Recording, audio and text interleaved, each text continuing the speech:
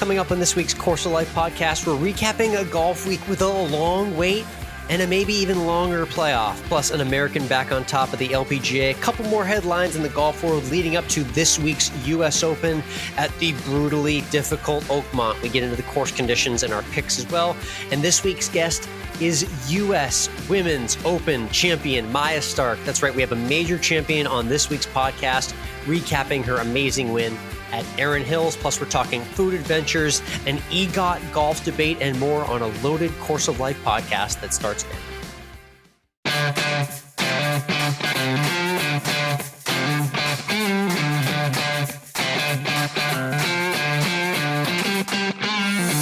Hello, interwebs, and welcome to Course of Life. I'm Michael, he's Alex. And Alex, let's head north of the border to TPC Toronto at Osprey Valley, the North Course for the RBC Canadian Open, the precursor to the U.S. Open. The U.S. Open. And not a lot of star power, maybe, by the time the weekend rolled around. Yeah, some week names before the major vibes, for sure. Yep. Yeah, I mean, there's some names there that if you watch, Sam Burns, Cameron Young, Cameron Champ. Shane Lowry was in the mix for a while, but it turned out that Sam Burns posted a low score, 62, in this birdie fest of a weekend in Toronto.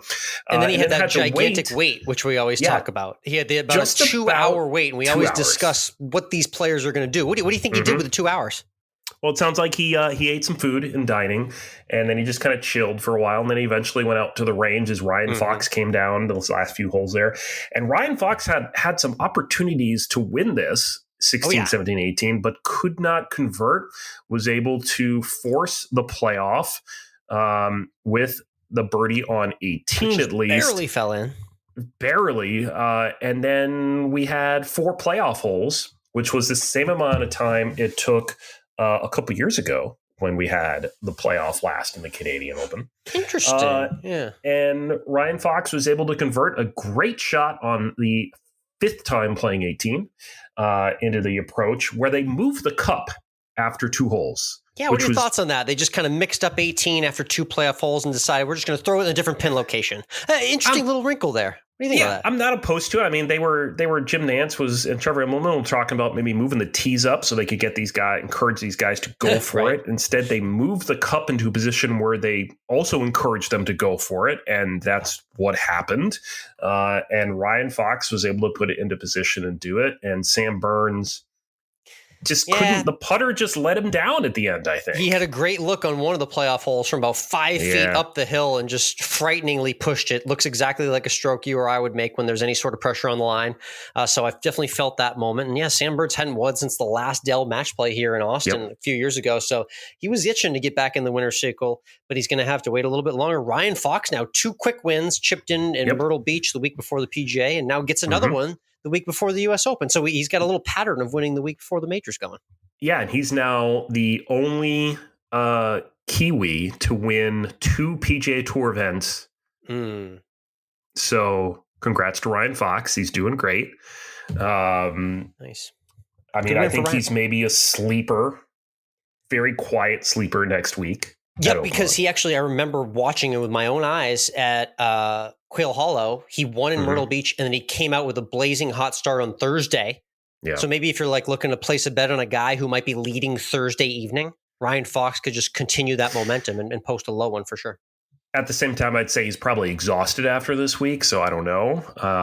But we'll see what happens. But I feel like the one I'd be looking at more than Ryan Fox would be Sam Burns, because he's probably feeling, pardon the pun, burned after this. A little bit of burn there for sure. So he'll be on the list of U.S. Open contenders as well, because form matters, especially when you're about to play a tough course, which we'll get into in a little bit. It does indeed. And the rough at Toronto was just super high. When these guys were in the rough, if that ball was down, you couldn't advance the ball. It was just a little preview horrendous of what's to come the next few days. It was indeed. The big name that was in the field, who, if you only watched the weekend, you didn't know was actually had played at all during the week, was Rory McIlroy. He was showed back up. He actually talked to the press for the first time since the PGA. About not talking to the press. Just a really odd press conference. And saying that he didn't want to talk to the press at the PGA because of, quote, the press leaked his driver failed.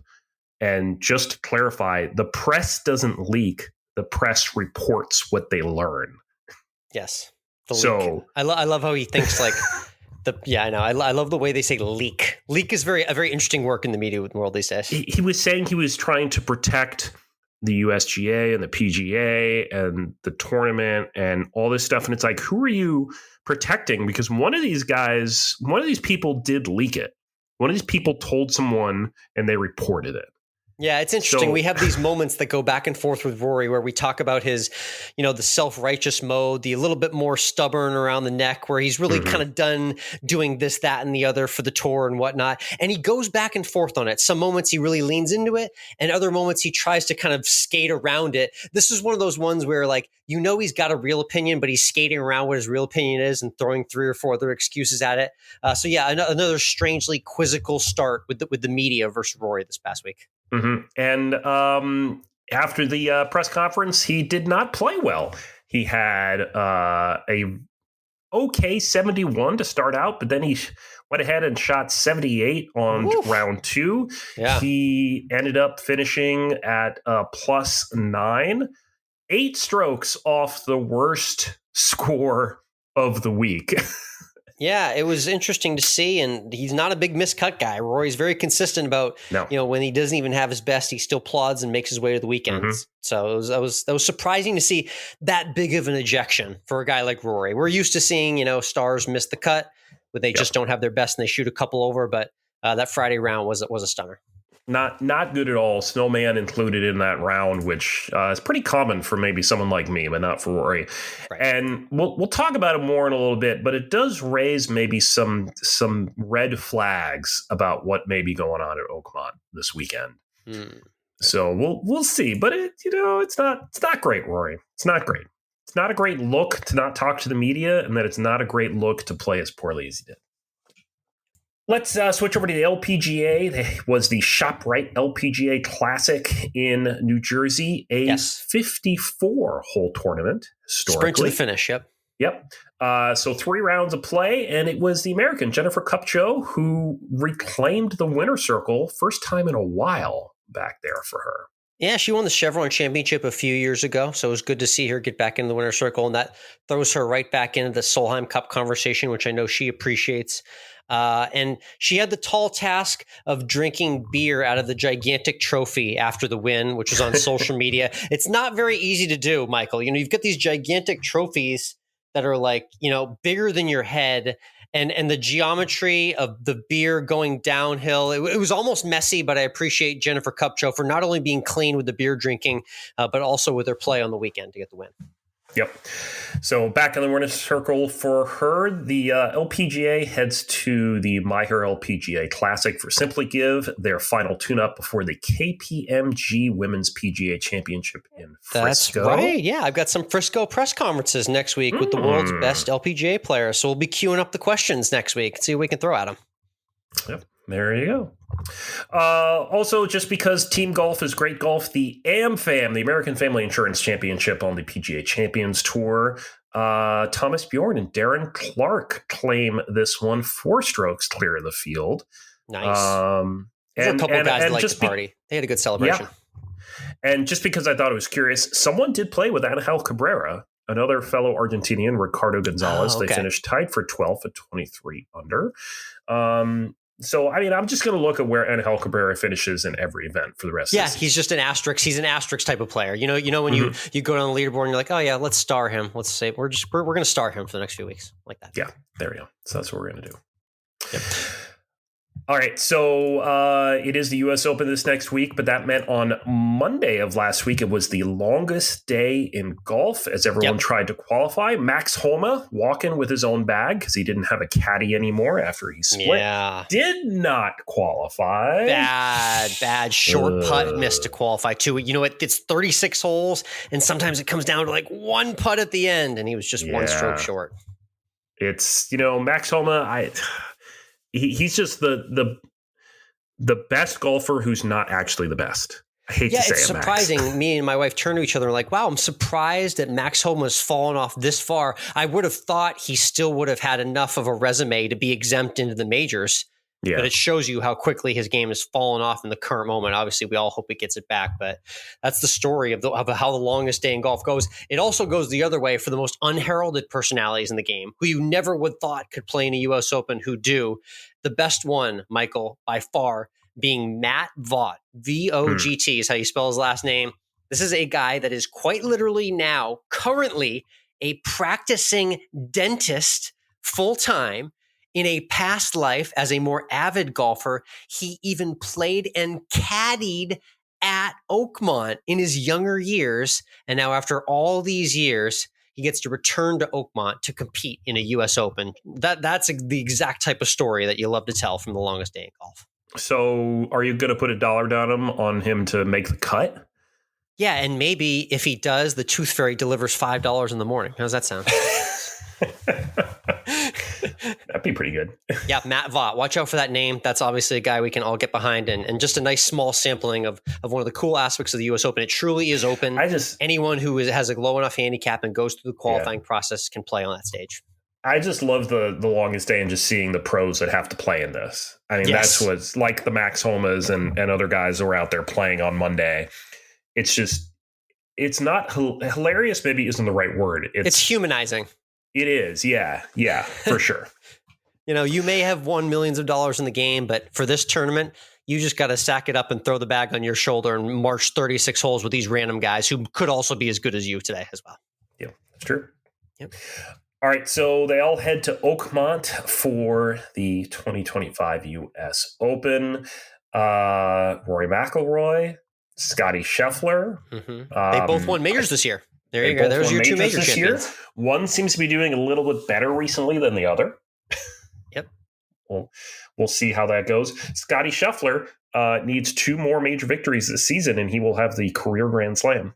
That's right. You're big on that narrative. Is that quietly while everyone's talking about Jordan Spieth and Phil Mickelson, you're focused on Scotty just running the table this year. Look, Scotty wins the U.S. Open. Scotty wins the Open Championship. Scotty wins the Masters next year. We have another Tiger Slam. Yep. The Scotty Slam. Do we still call it a Tiger Slam? It's the Scotty Slam after that. It's a Scotty Slam? Yeah. It is. So, absolutely. And that's how that would go. Those are the top 2 guys. And then the number 3 guy is Bryson DeChambeau, who, won the U.S. Open last year. We weren't really sure his game could get him around winning a second U.S. Open like he did, but he proved us all wrong at Pinehurst. And the thing he dropped on his YouTube, which has everyone talking, was his practice round video a couple of weeks ago of the amazing lengths that the rough has been growing out to. I'm seeing there's been an early week cut of the rough, but that's going to be the headline all week, is just how tall and penalizing the rough is at Oakmont. Look, you just don't cut the grass for about 3 months. Right. And then we're good to go. Yep, that's right. And this is what we do ask for. I do want to see people hit into the rough and then have to be forced to gouge out with a sand wedge. Because the tall grass should absolutely be a penalty for this 1 week of the year. Yes, it should. This tournament's always been designed this way. And I think we say it every year, but we're finally going to get the ball out of play carnage that we've all been waiting for a few years now. I mean, the thing you'd love to see the most, of course, we saw this a little bit at the Canadian Open this past weekend, is the tall grass coupled with really windy conditions, because then the ball is going to be unpredictable in its flight. You think you know where it's going to go, but you don't really. It's going to get knocked down. It's going to go in the rough. It's going to get pushed one way or the other. It's going to wind up in the water. Whatever you end up happening to that ball and that wind. So that to me is the ideal situation, is horrible weather with rough that's too tall and a greens that are running like a 50 on the stip meter. They're going to be unbelievably fast. People are going to remember the iconic church pew bunkers, which I believe are on the 5th or 6th hole at Oakmont, which you'll see those be in play all week long. There's quirky things about Oakmont, like their practice putting green just like connects directly to, I believe, the 9th or the 18th green. It's a very classic venue. It's going to present very well. And if it's as tough as it's being hyped the last couple of weeks, I'm optimistic in saying that I think, low single digits under par gets it done. The winner could be even in the neighborhood of like 2 to 5 under for the entire week. So you think the winning score will be under par? I do. I'm going low single digits under par. Thursday will always play the easiest. We're going to get someone that shoots 4 or 5 under on Thursday. That's going to happen, but I think regression to the mean, and it gets tougher as the week goes on. All right.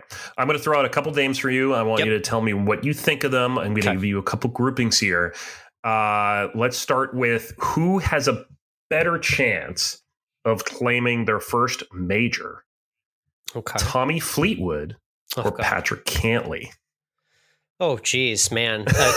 A confusing versus unpopular right there is what those two are. Which, by the way, I always forget, like, Cantlay hasn't even won a major championship yet. No, right. He's won his fair share of PGA Tour events, played on Ryder Cup teams, but has never won a major. And really hasn't been super close outside of like one Masters a few years back. And Tommy Fleetwood never won on the PGA Tour. Yeah, so no, I'm sorry. I'm going unpopular with Cantlay. If you're asking me to pick between those two, they're both at 40, 45 to 1 odds. So I would choose Cantlay out of those two. And you mentioned Shane Lowry's kind of in that same boat at about 40 to 1, a guy that's been playing well that could possibly win a major as well. So yeah, I'm definitely taking Cantlay over Fleetwood there. Okay. Bryson or Joaquin Niemann?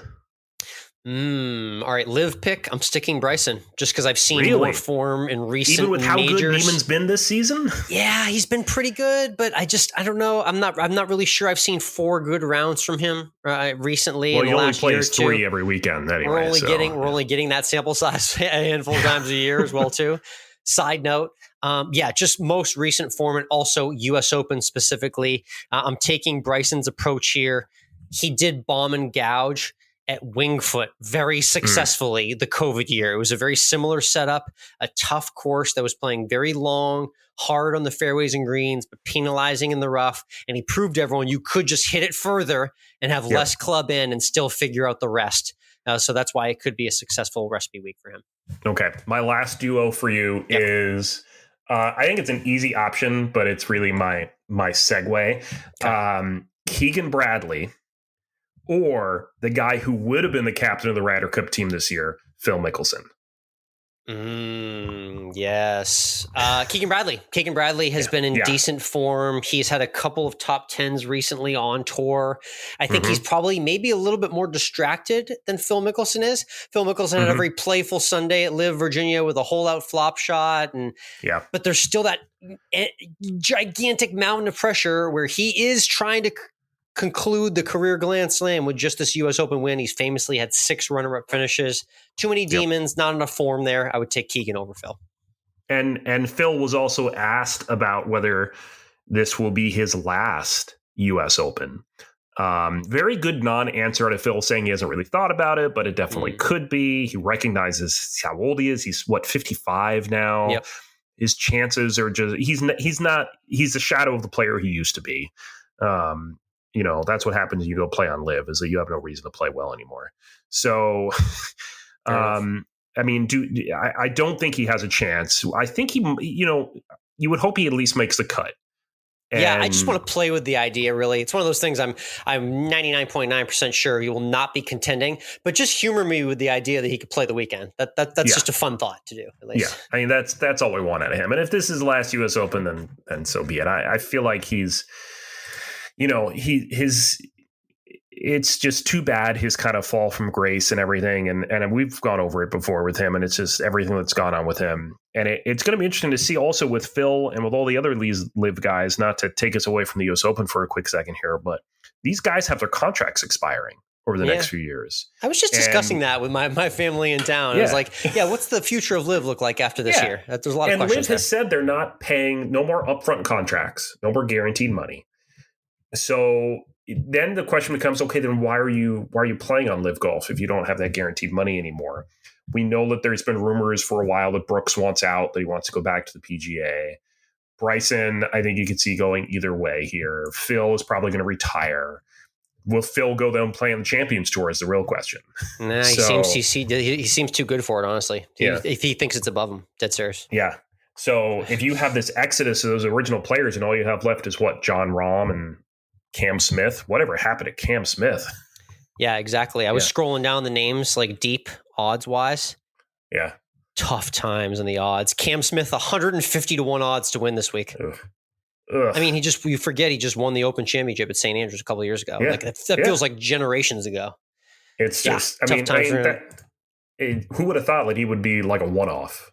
Dustin Johnson, live 170 to 1 odds to win. That tells you all you need to know right there. I mean, DJ is also maybe near retirement. Way down the board, how about Rasmus Højgaard? We've mentioned that name a bunch of times. 300 to 1 odds to win. He's poked around on the leaderboard at PGA Tour events recently. So if you're that person who's looking for a lottery ticket, there's one for you. Eric Van Rooyen, runner-up finish in the last month on the PGA Tour, 351 odds. Johnny Vegas played well at Quail Hollow for 2.5 rounds, 350 to 1 odds to win, Michael. Not bad. Not bad for $1. So there's just a few to throw out if you're feeling fancy this week.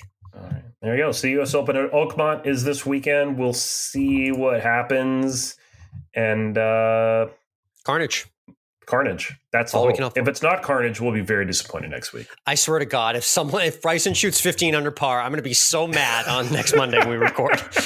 I don't know if bomb and gouge will really work at Oakmont. This will be the test right here. And we'll find out. All right, so Alex, last week when we were getting on recording, my mother was wrapping up her trip visiting me here in Savannah, and your mother was just arriving in Austin, Texas for your week. So how did it go with your mother in town? Good. She's had a few visits now, so she's an Austin veteran for sure. So now we're just kind of exploring going outside the city. So we took day one, took her to a couple wineries out in Driftwood, give her a little Tuscany and Texas type of vibe. That was a nice start. But then you'll appreciate the antiquing that we were doing all weekend. We went to a town called Round Top in the middle of nowhere. We went to Taylor, Texas, and I was just Google mapping antique places. And we were finding all sorts of playful stuff all around Central Texas. So very, very exploratory weekend this past week. Yep. So what are you looking for in the antique world? My thing when I walk into these places, this is what I look for. I look for like bar signs or golf signs or sports signs that I could put on the wall of my man cave. That's the first thing I look for. I also like to look for those food tins, like the classic brand food tins, like a vintage, like Snickers tin I got with, from 1987 with Santa eating a Snickers on the top of it. And then the third thing I was looking for is just anything kind of like sports memorabilia-y. I found an old Wheaties box with Tiger from 1996, right before he won the Masters. Just typical stuff to hang on the wall. That's usually the type of stuff I like to find in the antique stores. All right. Good weekend overall, productive visit. Got the Buc-ee's trip out of the way too. More Buc-ee's to come next week when I head up to Frisco. So it's going to be a Buc-ee's filled summer as well too. And Alex, you have a video on your social, which everyone should be checking out. What we're doing on social media, especially on Instagram. COL Podcast is the official account. But Alex, your account, Course of Life Alex, which you're verified now, right? Did I see a blue check mark next to your name? Blue check Alex. How about that? What a world we live in, right? Yeah. Yep. And that video you mentioned, I like doing the fun skits with Charlie and the team at Balcones there. We just did a really goofy one on the spot with me, Scott, and Charlie about that moment, Michael, when your bro is supposed to show up for the tee time, but unfortunately he chooses the new girlfriend over the round of golf. So we had fun with that little scenario, and apparently the internet likes that. That's very relatable content. I'm sure a lot of golf bros go through that. So it's the struggle when the new girlfriend comes in your life and takes you away from the golf course. It seems to resonate on Instagram, I guess. It is the never-ending not debate really, but it's a narrative. It's a saga. About the wife or your partner not letting you go play. Unfortunately, you and I have pro golf wives, which is great. So, yes, I can't obviously play right now. I did try taking the other day in the morning. My arm was feeling good, so I just did a slow swing in front of the mirror. Not a good idea. Not ready for the swing quite yet. Arm is not ready. Not ready yet with my left arm. So, all right. Well, let's get into tuned in. You mentioned the things that you've been watching the last 7-8 weeks now. Here, what have you been watching this past week? Look, I'm back to work now. Okay, I'm working. Okay. So, there's a new show on Apple TV starring Owen Wilson. I've heard about this, but I don't know anything about it, and I haven't seen it. Called Stick. I watched the pilot the other day. It is Owen Wilson is a washed up, has been, something crazy happened in his past to make him not be able to pick up his clubs anymore pro. Okay. Former PGA pro, potentially a major champion. A lot of headlines we see in his trophy room about shining at Augusta, about the players, a lot of trophies. So it kind of hints that he's a major winner and that he was very, very good. Mm-hmm. And he sunk to the lowest of lows. And he sees some kid on the range hitting 320-yard drives, accurate drives, and decides that this is what his focus needs to be from now on. We're going to take this kid under his wing, as I say. We're going to take this kid under his wing. And that's how it kind of ends. There's a lot more going on. It seems like there's going to be a lot more drama. It seems, I don't want to give away too much from that first episode, but you don't really know what led to that breakdown and what led to him not being able to play professionally anymore. But there's something big under the surface there. So yeah, there's been a lot of talk about this series, and both Luke and Owen are avid golfers and enjoy the game and being around it. So I was very curious to see how this would be received. I'm excited to watch it as well too. So Stick, it's out now. You just watch the pilot. Yeah. All right. Cool. And Owen, if you want to come on the podcast to talk about your show and your golf game, we can get that arranged. So absolutely. If you're listening, I would love to hear some perspective from him, and then we can just relive some classic wedding crashers moments as well too. I was going to say it's worth noting that other than Seinfeld, I'd say what really bonded us in college, Alex, was Wedding Crashers. Oh yeah, one of the OGs, OG 2000s comedies. Love it. Cool, good stuff. Stick, love that. I was tuned into the Tonys this past weekend, which actually inspired an interesting golf question that I dawned on that I'm going to throw your way. The highlight of the Tonys, by the way, 10-year anniversary of the Hamilton cast. They all got on stage. Really, really awesome reunion there. That hit me in the feels for sure. So that was big. But the Tonys debate, I got thinking about all these Hollywood actors I'm seeing are now doing plays. I'm convinced that everyone's just kind of going for an EGOT at this point in their life. So it got me thinking about EGOT. Okay, there's EGOT. There's the Emmy, Grammys, Oscars, Tonys. There's also 4 majors in the game of golf. Okay. Yep. So what I did is I played a little match game where I matched up the 4 award ceremonies to the 4 majors in golf. And I want to see if you match them up the way I do. Okay. Ooh. So we've got the Emmys, the Grammys, the Oscars, and the Tonys. And our 4 majors are the Masters, the PGA, the US Open, and the Open Championship. So if you could kind of play a little match game and say, which one's which to you? How would you match these up? Curious. Well, the Oscars and the Masters to me. Nailed it. Okay, we're one for one. The Oscars is the Masters. It's the grandest stage. It gets the most attraction. People who don't tune into any movies all year will still watch the Oscars just to see who wins the Oscars, just like the Masters. We're one for one. Okay. Yep. And I feel like, okay, so the Tonys, the Tonys are like, the theater is the precursor to the movie. Okay. So if I'm thinking about it through that lens, then the Open Championship is the precursor to the American golf majors, right? It's like the OG. Yep. So the Open and the Tonys go side by side with me. We are 2 for 2. I have great news. We're 2 for 2. Yep. The Tonys for me is the Open Championship. And I was thinking along the links golf kind of creativity thought process. There's lots of different ways to slice an apple. There's lots of different ways to win the Open Championship. And I think the variety and the zest of the theater and the Tonys and who's there, what type of people the theater attracts matches up with the Open Championship. So we're 2 for 2. The question is, are we fully aligned on the match game here? What do we got for the third option? So, Emmys or Oscars, PGA and Masters? Where do we match those up? This is where it gets maybe a little difficult for me to try to match these up because I don't want to diss on the US Open and the PGA. Right. But it's just hard to really differentiate sometimes when they're out, Yep. And the Emmys and the Grammys are like, okay, I'm not a huge music fan, so the Grammys don't really mean anything to me. The Emmys cover everything. It's film and television. Right. So, but if I were to think about film, if I were to use the same logic that I use for the Tonys, the Emmys, film and television, big screen, small screen. So the PGA pros at your local course and the PGA pros on tour. So I'd have to go Emmys and the PGA. You absolutely nailed it. We are 4 for 4, and great minds truly think alike. Thank you for completing that analogy in its most perfect form. The Emmys is the PGA, and yes, to conclude, the Grammys is the U.S. Open.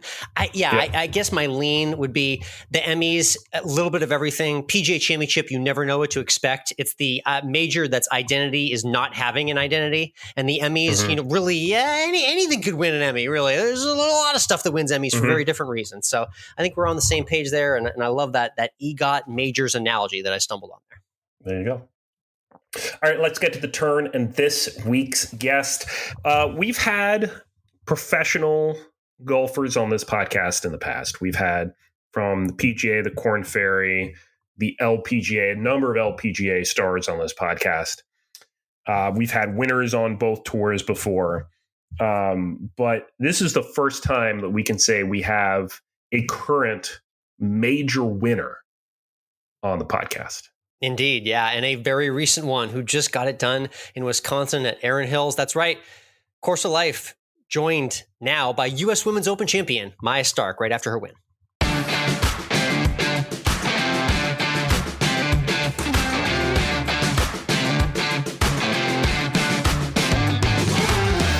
Back on the Course of Life podcast as a major champion in 2025. It's U.S. Women's Open champ Maja Stark joining us here. Maja, congrats. How are you doing today?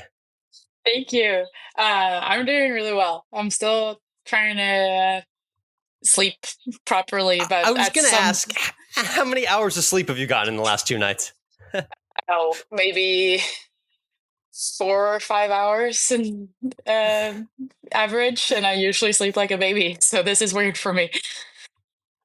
Very cool. Well, it's funny. I'm going to rewind the clock for you when we first spoke about a year and a half ago, because we actually talked about how well you had done in U.S. Opens, and I want to just play a quick clip for you from early 2024 that you'll appreciate.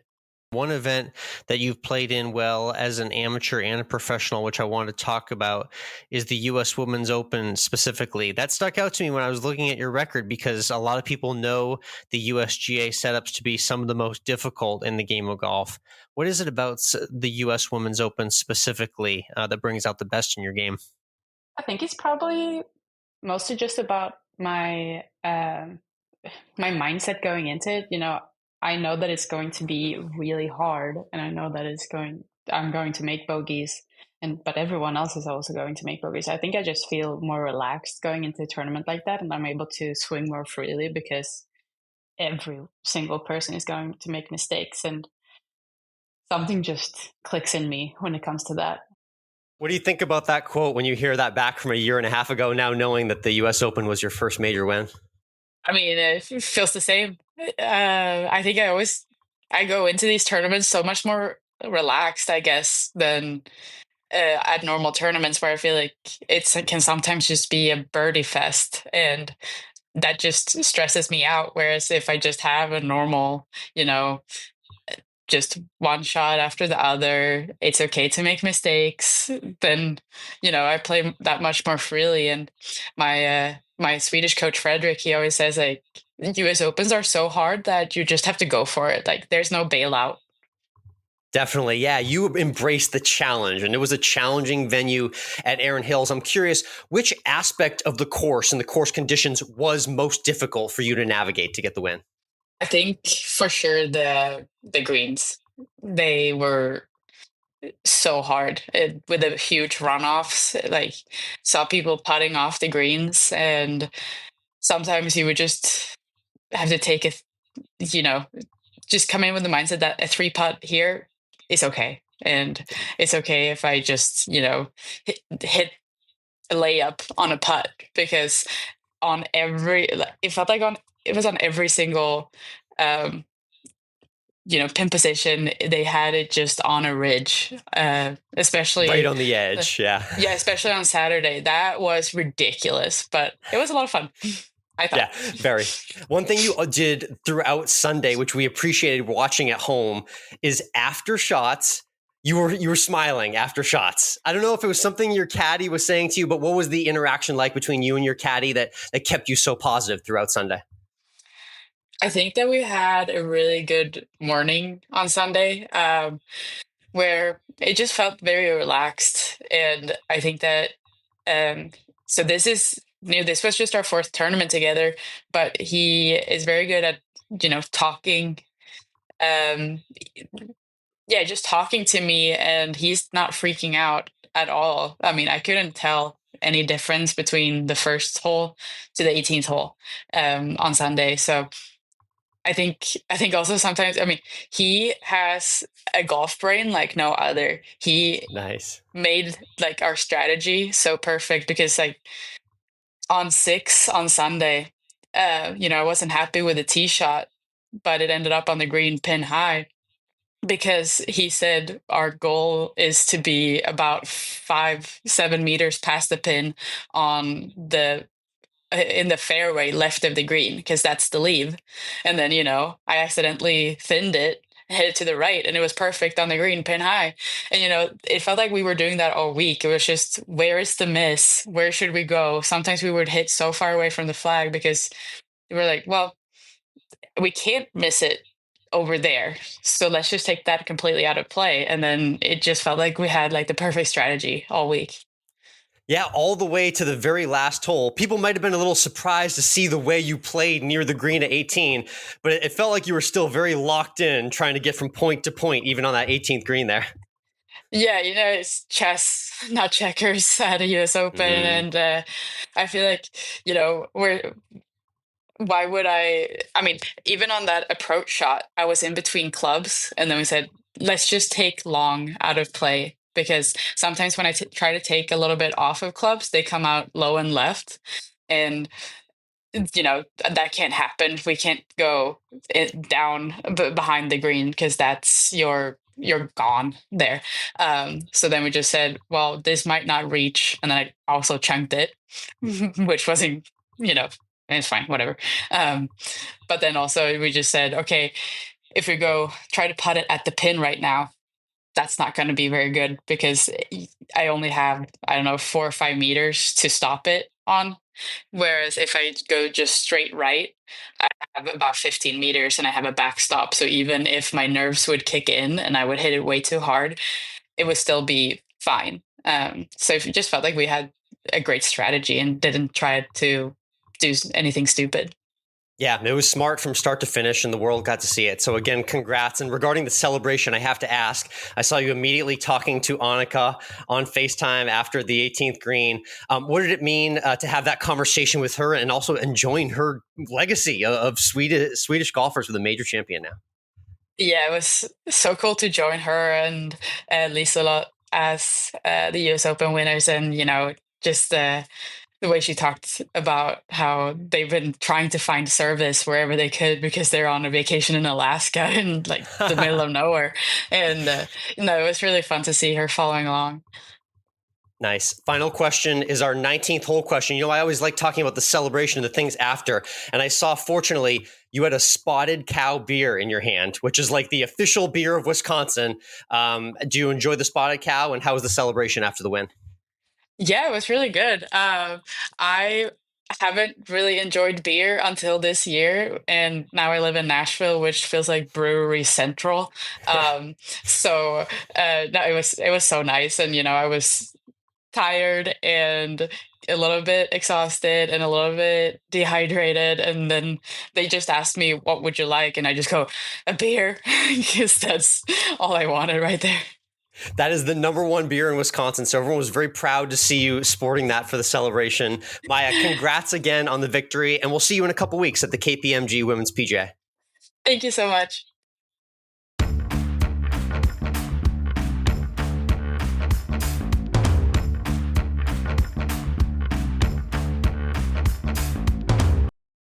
Course of Life podcast is brought to you by Zencastr. We've been using Zencastr here since almost the very beginning, as how Alex and I record this podcast from hundreds of miles away, and it provides us with great quality audio that works every time, and it's something that makes Course of Life what it is and has kept us being able to make consistent episodes every week. And now it's super easy to record a podcast with Zencastr. You log in using your browser and start recording a high-quality podcast right away. You record studio-quality sound and up to 4K video with your guests. You feel a sense of zen, knowing Zencastr's multi-layered backups ensure you always have your recordings in the highest quality, even if the connection is unstable. And have you ever wondered what you actually sound like? Zencastr's post-production process makes you sound buttery smooth. It automatically removes those ums and ahs in your recording. It removes those awkward pauses in conversation too. Set the right podcast loudness and levels while reducing background noise with the click of a button.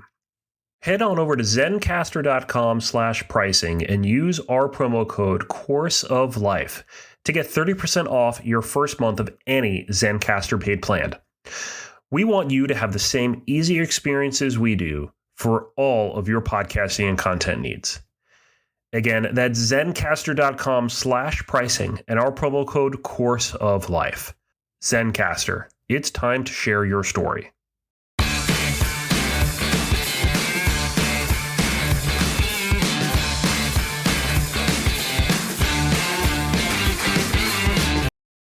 We're back. Great chat there with U.S. Women's Open champion Maja Stark.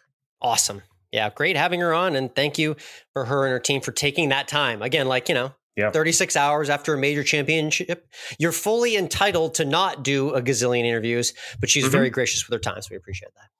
How do you think she's finally gotten some sleep?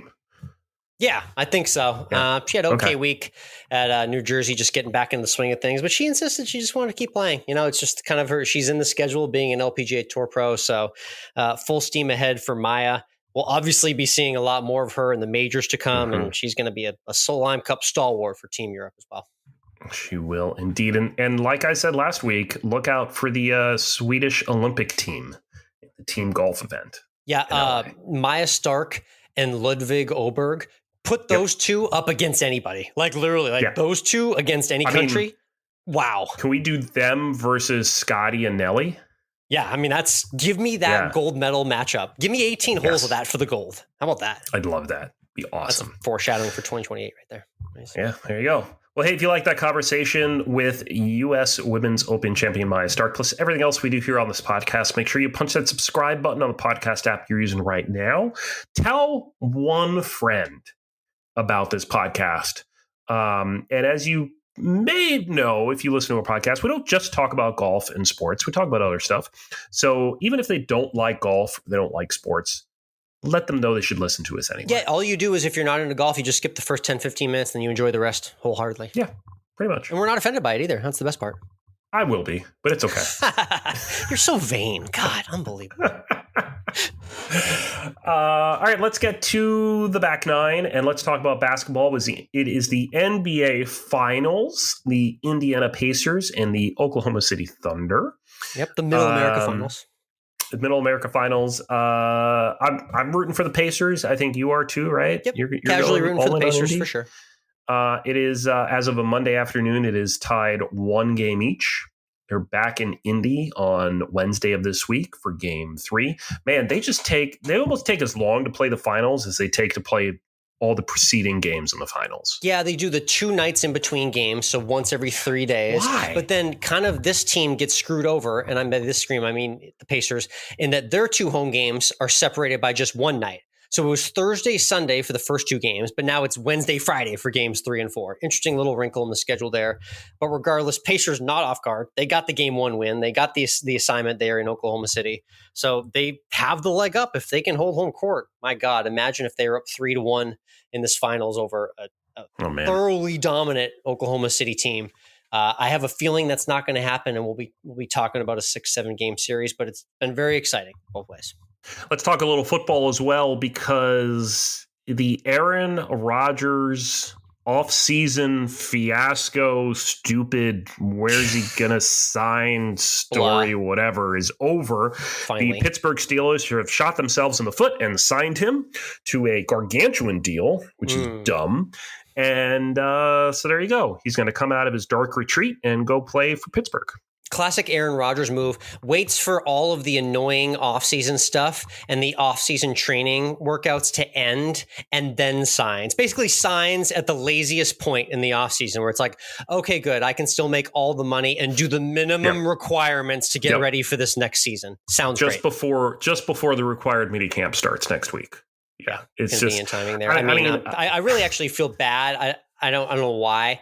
I'm just going to feel bad for these Steelers fans because I know that's a real diehard fan base that really is like life and death with that franchise every weekend. And I feel bad for what they're about to get. I really do. I mean, it's like, if I was an NFL executive, I just wouldn't sign Aaron Rodgers. I don't know what people saw in the last 2 years that would inspire them to sign him again, but someone else is going to give him a chance. Is he going to run out on the field in Pittsburgh for that first home game with an American flag? Better not tear his Achilles. He probably will if he does. That'd be terrible. Jog gingerly out to the field for game one. Just put him in a bubble. Make him a bubble boy. Just saw the Bubble Boy episode of Seinfeld last weekend. Great segue there. There you go. Yeah. All right, let's hashtag always end with food. Yep, food content to wrap up this week's Course of Life podcast. And I hit that Buc-ee's stop, so I'm going to do a taste test. The one new chip I saw at Buc-ee's was the garlic Parmesan wavy chips. So I'm looking forward to trying those. But the round top highlight for me in Antique Town, USA was a lovely little restaurant called Boone & Co. Just a fantastic burger. I put it on Instagram and I put it at Always End with Food. I gave it a 9.2 out of 10. I'm telling you, this had all the makings of a great burger. Farm fresh patty, amazingly soft bun, cheese melted perfectly, lettuce, onions, and some sort of like a Thousand Island remoulade, orangish type of sauce. When you don't need special sauce. Exactly. And when you don't need to add any ketchup or anything else to the burger, that's when you know it's bomb. So that was the food highlight of the meal. Was there onions on it? Grilled onions? Yep, grilled onions and those nice crispy shoestring fries too, where it feels like you get like a gazillion fries, but really you can eat them in like 10 bites. Those are the tastiest ones. So because you bringing up a burger, you just made me think of this. Do you know who George Motz is, right? Do you know who George Motz is? That name sounds familiar. We're fresh on stuff. He's like the burger aficionado in America, right? He's like the boss to Ali Khan here in Texas. Above Ali Khan, you have George Motz. Got it. Yeah. Okay. So he says that a burger should have no more than 3 toppings. 3 toppings. And cheese counts as a topping. Oh no, that's not so. Right, if you got a bacon cheeseburger, you're down 2 toppings because bacon and cheese are 2 of your 3. Yeah. So the 3 I'm picking for the most flavorful burger. Mm-hmm. God, I wasn't thinking bacon, but you have me thinking bacon now. I am thinking cheese. I would probably go, but no condiments though. Cheese, lettuce. I would go cheese, lettuce, pickle, or I would go cheese, bacon. I really love pickles. Cheese, bacon, pickle, or cheese, lettuce, pickle, I think. A pickle adds crunch. It adds acidity to everything, so it helps balance out the meatiness and the heaviness of the cheese, especially if you got cheese on there. But like to me, this is where like a patty melt sits perfectly. Because it's just cheese and caramelized onions and then some sort of sauce on there. Yep. And you're just done. And that's your 3. Sometimes the most simply done dish is the best dish. Yep. There you go. Indeed. All right. That's Always End with Food and a wrap to this week's Course of Life podcast. Thank you for tuning in. Be sure to click that subscribe button right now if you haven't. And we'll see you next week.